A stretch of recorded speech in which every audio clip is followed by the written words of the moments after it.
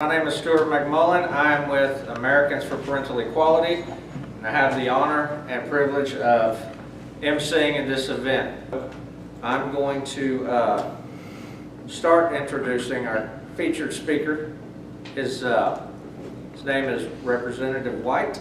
He's state representative out of the Southeast Texas area.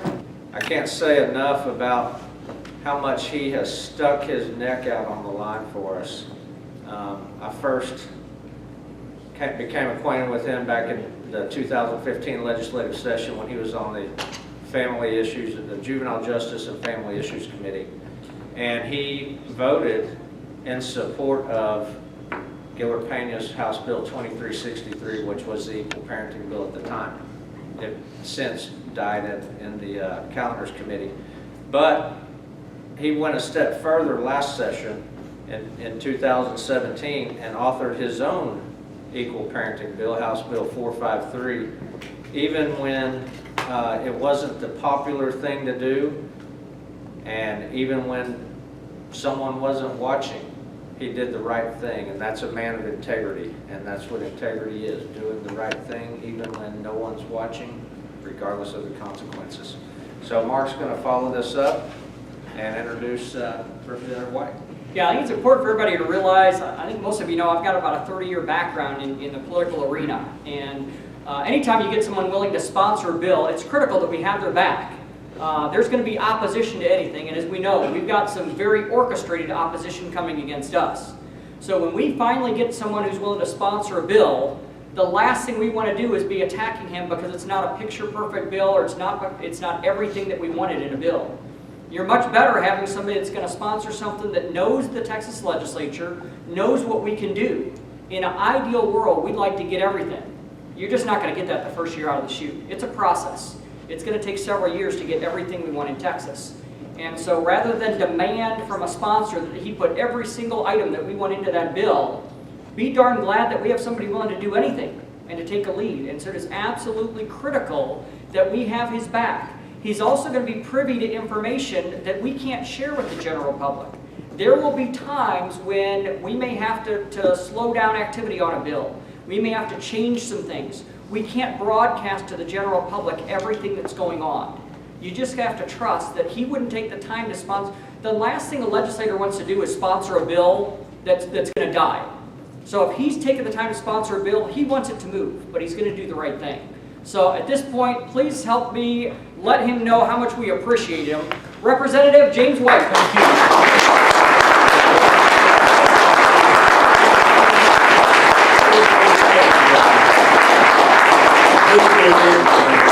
Have a seat. This is kind of always a stupid question. You're talking into the mic and then you ask people, can you hear me in the back? Like, it's kind of stupid, right? Can you hear me in the back? And it's kind of, okay, but I'm getting a thumbs up, and that's good. And look, I just want to come by just for a short period of time. Wasn't expecting to be the featured speaker. I'd want to come and express some things that are on my heart. And I want to welcome you to Austin. My district is not in Austin. As soon as I get off this podium in just moments, I'm getting the heck out of Austin. So I'm going to welcome you to Austin and welcome you to all that traffic on that road there. Okay, but it's a great Texas city. We're proud that it's our capital. I believe I have one constituent in this audience, and that's Mike. Raise your hand, Mike. I want you to know we're extremely proud to represent you in the Texas House of Representatives. And this is a veteran. How many veterans do we have in here? Look at that. Look at that. Give those guys the round of applause. I raised my hand up too. Both Mike and I may have a distinction of just hopping out of an airplane that's probably okay. All right. Probably okay. But we want to thank those of you for your service. And, I was over there reading a few quotes about marriage, and I believe it was Phyllis Schlafly that talked about this she called it a grand experiment. I don't think she believes it's a grand experiment, but it's definitely a failed experiment on what we're doing with marriages and what we're doing with families. and I'll go ahead and put it up front. If you want a snapshot, okay, of what it looks like when we have many youth that are reared in households without adult positive male companionship, and schools that are less than adequate. Just take just open up your cell phones, Google up Chicago murder rate, and there you have it. So a lot of folks have wanted to experiment with this, want to see how it works, and there you have it. That is a result of that scenario. Folks talk about, we were just talking about this a few moments ago, equal parenting, shared parenting. I mean, technically, how can you be against that? Of course, parenting should be a shared experience. Definitely, that's the biblical standard. Obviously, if you even step aside from that, it looks like a practical scenario. There have to be shared things going on to even get a kid, right? Okay, I know we have some other experimentations going on, but it still takes somebody sharing in something. So, trying to convey this to folks in the Capitol, you have probably two groups of folks. You have those folks that don't, regardless of how their marriage played out, you've got a group of folks that don't want to be involved with their children. They have checked out of their marriage. Our court system have allowed them to do that, and then they want to check out from parenting. They want to check out from mothering. They want to check out from fathering. But then you have another group, regardless of what happened in the marriage, they still want to engage with their children. And why wouldn't we encourage that? Why wouldn't we encourage those? In the part of Texas that Mike and I live in, it's very beautiful. The pine trees are very tall. We have lots and lots of water, believe me, lots and lots of water.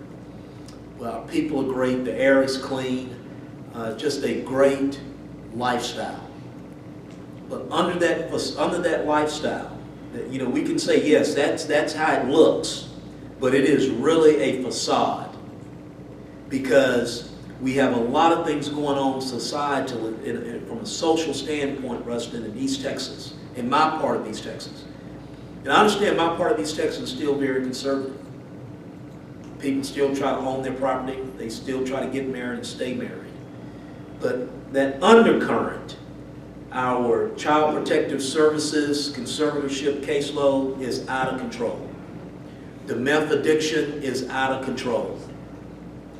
And a lot of it is stemming from this dysfunctionality that's going on in our families. And somehow we're going to have to find a way to fix this. And the way we're going to fix it, I don't think there's a government program that can just sweep in and fix it.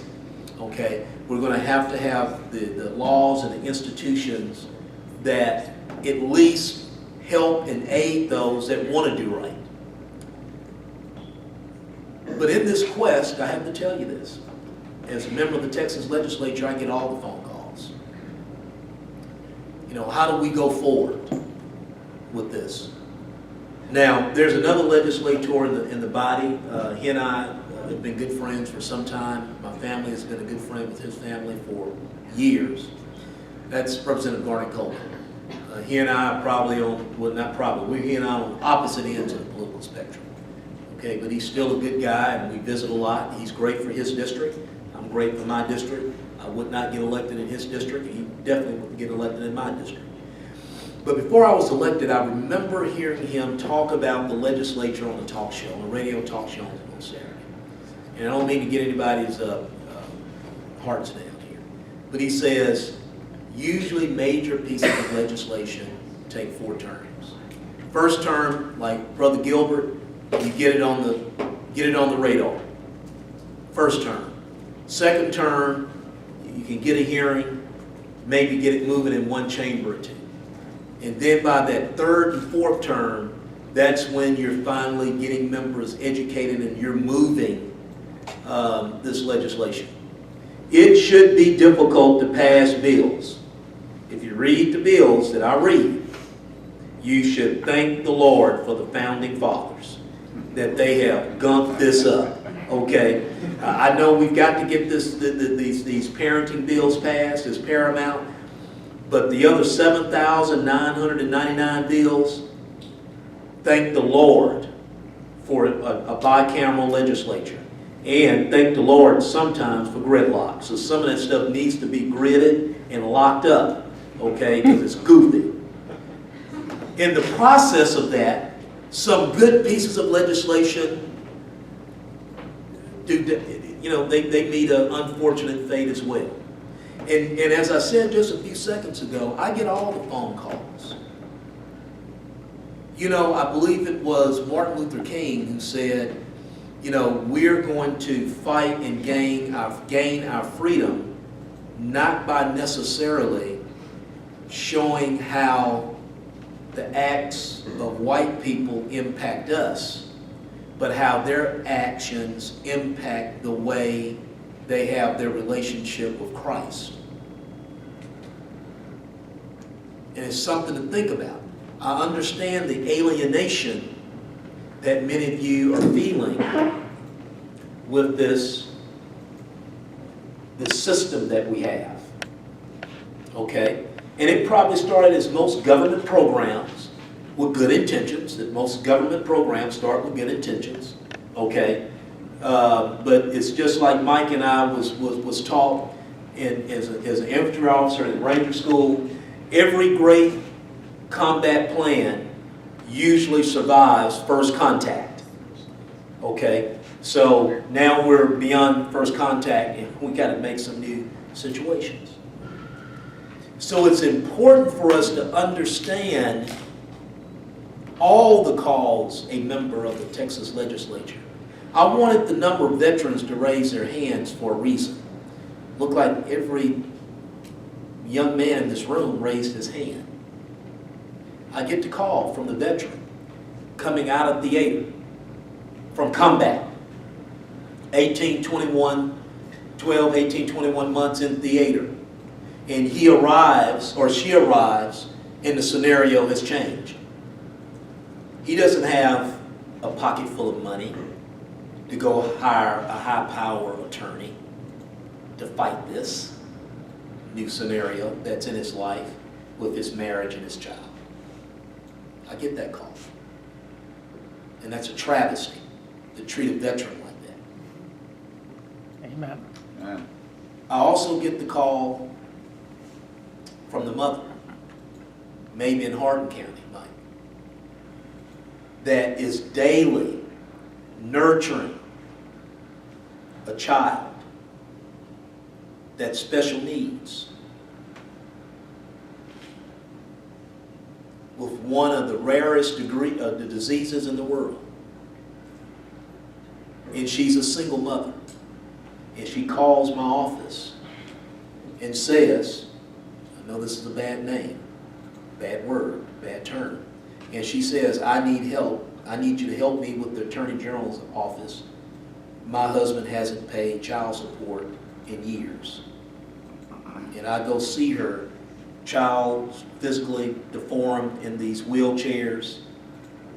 And then when we finally catch up with the guy, he's moved off to another state with another great family and just moved on. See, I get that call too. So it's important in this fight, Rushton, that we just don't show how this alienation is affecting us, but how people that impose this alienation, how it affects their heart. I do not like divorce. I hate divorce. I hate splitting up. You know, we often say that there are three institutions, three or godly ordained institutions: the family, the church, and government. And folks look at the government and say, man, y'all are out of control. Y'all are a freak show. And yes, we are. And you look at some of the things going on in the churches. And I say, all the people that are in the churches and the government come from the family. So if the government is crazy and dysfunctional, it's only because I've come from a crazy and dysfunctional family. Blame it on the family. If your church is out of order, who makes up the churches? The family. So whatever dysfunctionality we have in those other institutions is because of the dysfunctionality in our families. You know, I don't know why these marriages fail. And I've been kind of harsh at times because I have to tell people what I think they need to know and not what they just want to hear. Okay? You know, my prayer would be that these marriages can seek some repairment. But if not, we have to ask ourselves the question, we ask it with everything else, what about the children? What about them? What about the well-being of the mother and the father? I mean, you know, I'm going to be part of James Eddie White, that's my daddy. You're going to be part of, I'm going to be a part of James Eddie White, and James Eddie White's going to be a part of me. We're going to have those parts until we're called back to glory. Taking him out of my life is a function of alienation for him and to me. And sometimes I think when we look at these bills, Stuart, and these laws, we've become too legalistic. And we have detached ourselves from practicality. So let me kind of wrap this up in what I think we need to do moving forward. We need to do it all. Yes, we can pass legislation, and I believe right before y'all came and saw me today, you had a good team of guys that came and saw me today, and they want to know what they can do. I think right before you came or right after you left, I was listening to the Senate Criminal Jurisprudence Committee. They had a committee hearing, and the committee chair, Senator Whitmire, was talking about all this great stuff, thanking the work that the probation chief in Harris County was doing as far as not sending people too far into the criminal justice system that are trapped by this addiction of drugs. And yeah, we're going to do all these laws and we're going to copy what Harris County does. But what he said at the end of the day is, what is my concern? You still have elected sovereigns out there that will interpret and implement the law the way they want to get the outcome that they want. And what do we do about them? So first of all, while we're putting it on Stewart, we're putting it on the legislature, we're putting it on Rushton, we're putting it on your lobby team, we're putting it on Mark. First thing, probably about half of your, if you're in the big counties, right, in Texas, half of your judges are probably up for election in November. Have you asked them about their philosophy on parenting? Judges are very powerful. You live in a state where you get to elect your judges. I think they serve every 4 years, and turn to the counties. You've got to ask them, what is your philosophy? I spent a lot of time, Attorney Isaacs, right? I spent a lot of time filling out candidate questionnaires. Does your Texas chapter of father's rights or parental rights, do you have a questionnaire that you're sending judges across this state asking them about their philosophy? I will suggest that if you're not doing that, you get with Mark, okay, and come up with a questionnaire. And then make sure that those responses get to those parents in those counties. Okay? Come up with a metric to know that this candidate is, shared parenting qualified or certified or whatever however you do. Just like you do me on Second Amendment. He's Second Amendment certified. All right? You have to do the same thing. District attorneys. Mike Clifton is in a big battle over visitation and following court orders. You need to ask your DAs. You know, I've been talking with folks around the state about district attorneys and the power that they wield. All of this is in your state constitution. And we've come to a realization, and I'm not saying this as a criticism of the power that district attorneys have. This is in your state constitution. I'm bound by that constitution. I'm okay with it. If you want to change it, you know how to change it. You ask us to change it through the amendment process. But your district attorneys are probably, would you agree with this, Mike, the most powerful official in your county. Yes, indeed. They can determine what to take to a grand jury. They can determine, I'm not going to get very political here, they can determine what evidence, they know where I'm going with it. They can determine what evidence to present to a grand jury. They can determine if they're going to even consider taking a case to the grand jury. They can consider offering a plea to someone that is accused. They can determine, we're just not going to prosecute that. So on these visitation orders, yes, in Texas there is a criminal statute for that. Thank the Lord that we have a government culture that recognizes 3 separate branches of government. My branch is the power to legislate, to come up with the law. The district attorney is an executive branch position. It enforces, it's part of enforcing the law. So we can have all the great laws. Mark can come up here and bat 1,000 next session. But if you don't have district attorneys that are going to enforce it, if you're not going to have judges that's going to interpret and implement as we've stated it, and going to find gray area like the Pentecostals in between the lines, okay? You know, y'all Pentecostals, you know what I'm talking about, okay? If you're not going to have judges that are going to strictly interpret and implement the law, we'll be up here every year doing something.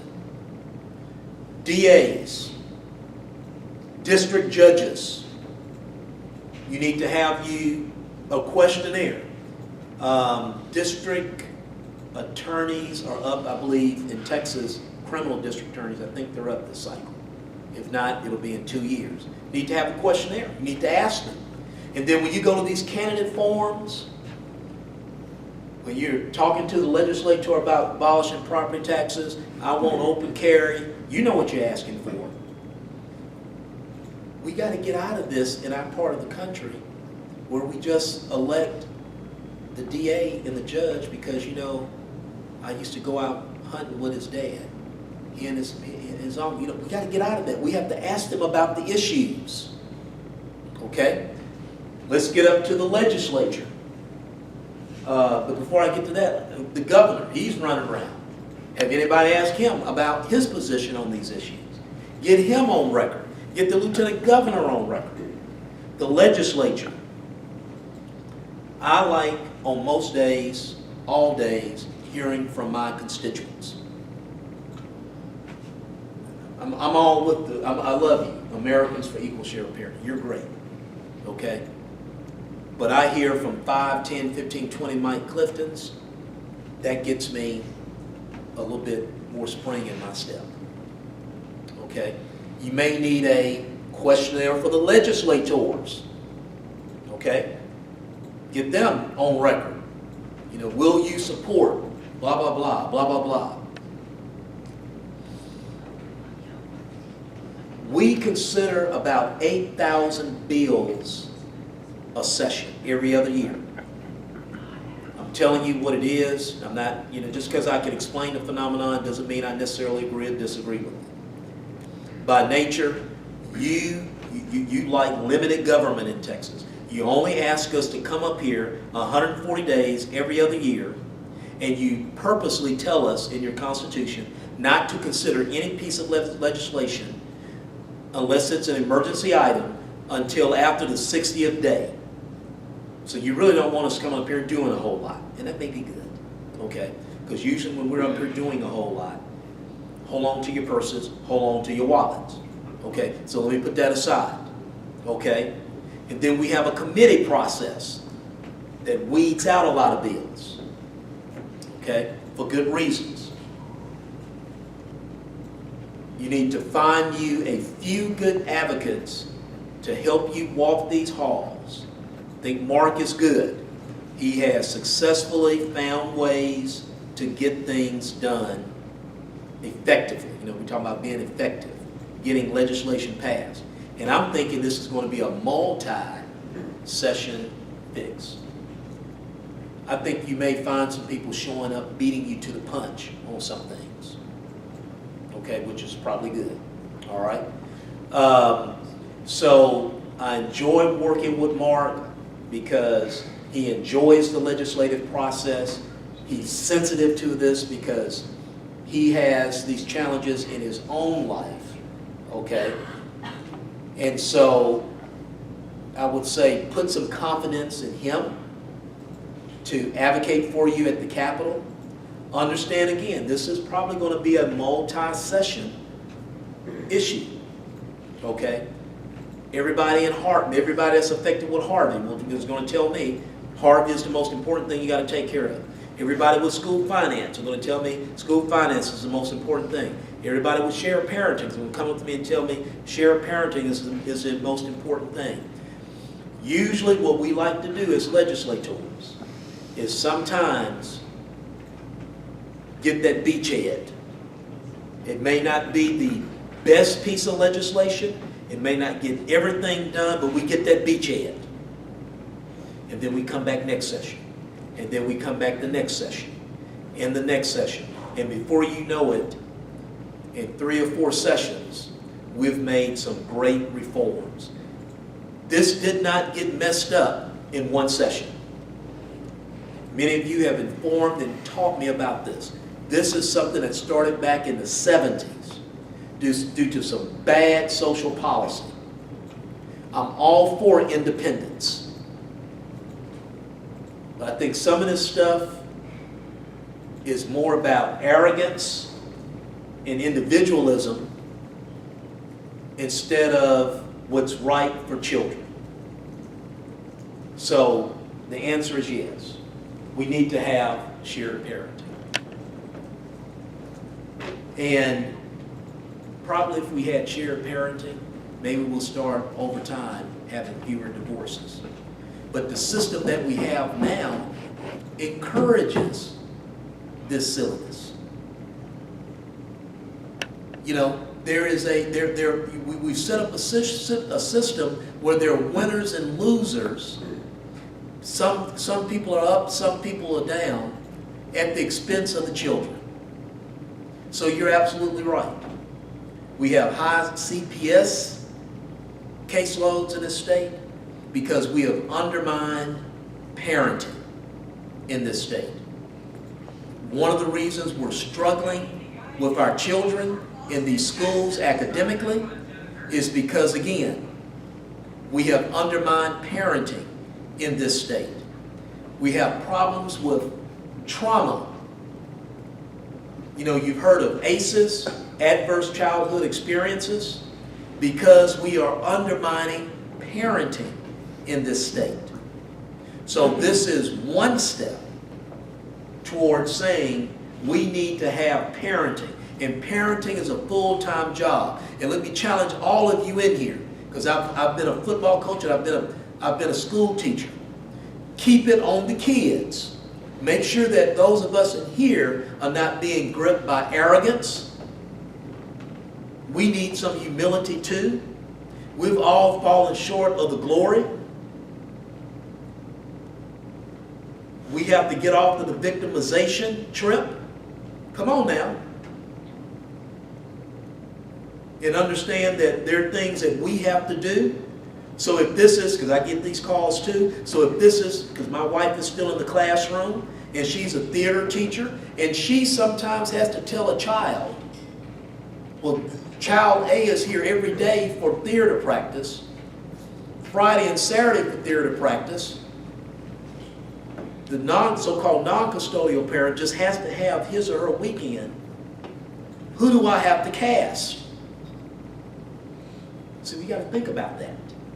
And we have to be flexible.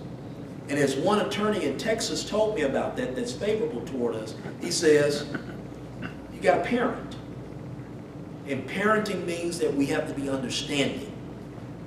So this session, we're going to go back to the fight. We're going to fight hard. We're going to fight respectful. I think we're going to have some success. It may not be the whole enchilada, but it'll be enough of the enchilada. And we're going to get us a breach point. We're going to open that breach point, and we're going to flood in more good legislation. We want to bring in more legislators. When you go back to Fort Worth, when you go back to North Texas, when you go back to South Texas, when you go back to Killeen, Fort Worth, Fort Hood, whatever, you need to ask your legislator, one, can I get you to get behind strong pro-family parenting legislation? And obviously they're going to say, well, yeah, who's going to be against that? Yeah, I'll do that, yeah. Will you author a bill? Well, I don't know. Well, can you support it if it gets to the floor? Can you sign on to it? Everybody in here works their member of the legislature. If you're in Hardin County, don't worry about Sean Theory down in Fort Bend County. We got people that know her down there. Don't call and worry her. If you are in Angela Paxton's senatorial district, work her. Don't worry about Senator Nichols. Mike has Senator Nichols. He got him on lockdown. That's how we say it on the football field. I got him on lock. So we've got much work to do. But the work that we have to do is deserving. Our children deserve it. Our families deserve it. Our country deserves it. And we're going to get this done. So my time is up. You have a great time here in Austin. I don't know how long you're going to be here. Hopefully you just won't be trapped in this hotel. Get out and get you some of the good barbecue in Austin. They have usually good barbecue, lots of sun. But look, we love you. Those of you that are especially from my district, we're proud to represent you in the Texas House of Representatives. And may God continue to bless you, and through you bless this great state, and most of all, bless the families, because that's what makes Texas strong. Not just the economy, not the military, not open carry. It's the families that make a society strong. The reason we're probably so divided in this country, because we can't even get the family together. How are we going to get the country together when we can't even get the family together? How are we going to get the Republican Party all divided? Because their families are divided. So we have a divided country because we have divided families. And you know what a famous president said about a house that's divided. It cannot and will not stand. God bless you, and thank you very much.